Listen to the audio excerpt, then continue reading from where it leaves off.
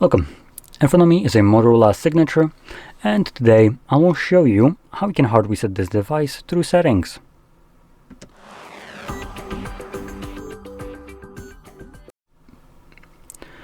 So to get started, you will want to open up your settings application, and in here we're going to scroll all the way to the bottom, maybe not fully to the bottom, as we're looking for system.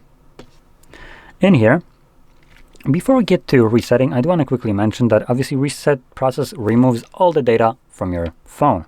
So if you have any kind of pictures, videos, documents, or anything like that, any personal data here, you might want to back it up before you reset your device. Otherwise, this data will be deleted and this cannot be undone.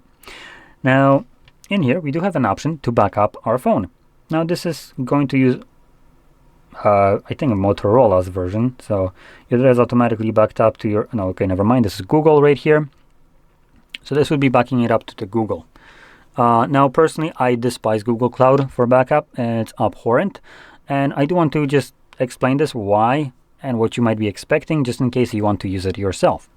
So if you tend to use third-party applications and download them from so for instance GitHub as an example, they are not coming from Play Store. Therefore, Google doesn't actually create a backup of your applications. What it does create a backup of is the info that this device, for instance, had some kind of application downloaded. Now, as long as this application was downloaded from Play Store, it's gonna just give you like, cool, there was an application from Play Store on this phone, so this info is now added as we could basically classify it as a notepad, just info of application that was on this phone.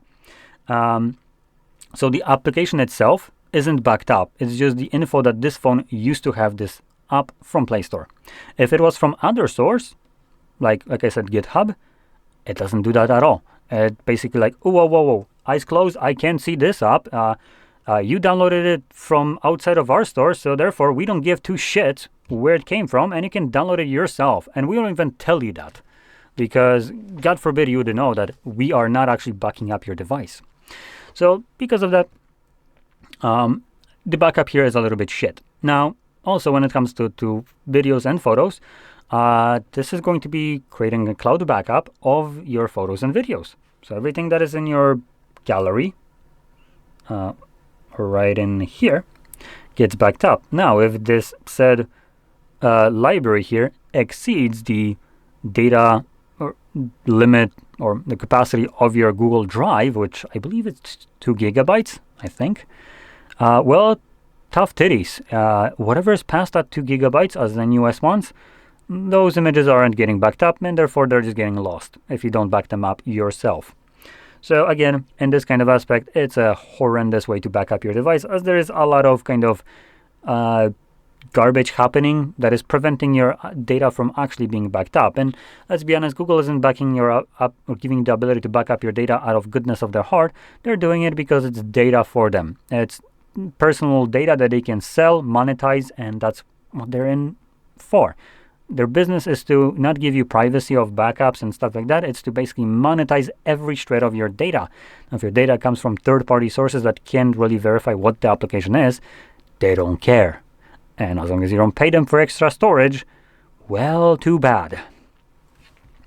So that being said, this is what we get right here as a backup method, which is pretty horrendous. So alternatively, what you could use instead is either physically backing up your data yourself by just plugging in your phone to your computer and dragging over the data that you want to move, or this will be very dependent. If you got a new phone, for instance, and you're resetting this one because you're moving to a new phone, most brands have their own kind of phone cloning application. As an example, for me, I have a Samsung. So Samsung uses a smart switch application. Let's see if I can bring it up. So smart switch application right here. And this application comes by default with this Samsung phone, as it does with every other Samsung device. And what I would need to do is download Smart Switch on this phone, connect these two devices together, and I could then move over all the data from here, physically, not the cloud crap, to my new phone. Now, Smart Switch is for Samsung. There are other brands, for instance, Something like Honor uses, I think it's called device clone. For instance, Vivo, OnePlus, Realme, and Oppo, all of these brands, the four, use the same application called phone clone. And again, for these applications are pre-installed on these devices, and you can just download a respected application on this one for the brand that you're going to be moving to, and go through a painless, quick process of migrating all your data, including even app data. Something that typically Google won't even bother backing up at all. App data is associated with settings of how the app is set up. So as an example, if you have an application that has a option for dark mode, that info that the application is set in dark mode on right now on this phone will be moved to the new phone. And when you open it up, it's again going to be in dark mode, which is fantastic. It makes it so much nicer in terms of moving all your data. And it's obviously not going to the cloud. So any kind of, limits like the photo ones from Google that don't apply here. Again, third-party applications, it don't care. It is actually moving the applications themselves. So highly recommend utilizing that. That's going to be the best way to, I would say, back up your device, but you're more like migrating, which if you're switching the device, I think both of those are just migrating will be better than backing up. So anyway, let's move over to the reset options. Now in here, we have several different ones, but the one that we're interested in is the last one, erase all data factory reset. When you click on it, it's going to load some info, letting you know that basically this gets rid of your Google account from the phone. It doesn't delete the account itself. It's just going to sign it out of this phone. We have system and app data. We have downloaded apps, music, photos, and user data. Now, because we already hopefully went through backup or migration, we can just completely disregard this and select erase all data at the bottom. If you have some kind of screen lock, you will need to confirm it here. So let's just draw my pattern. And then it lets us know second time that this will get rid of all my data. Or am I sure I want to go through this? Yep, I'm going to select erase all data now, and this will begin resetting your phone. This process will take about 1-2 minutes or so to finish up, and when it's completed, we will be presented with Android setup screen. Now I'm also going to do one more thing, which is take out the SIM card from the phone, as there is one in here. So there we go. I don't really want that. There we go. So anyway, I'm going to let it run through and come back once a reset is finished.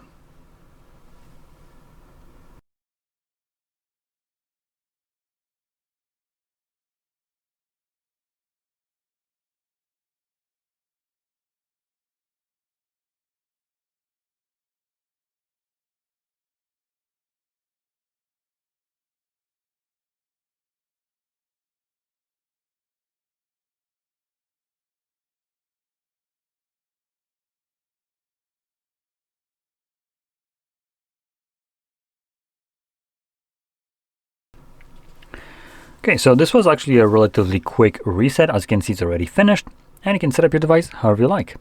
So if you found this very helpful, don't forget to hit like, subscribe, and thanks for watching.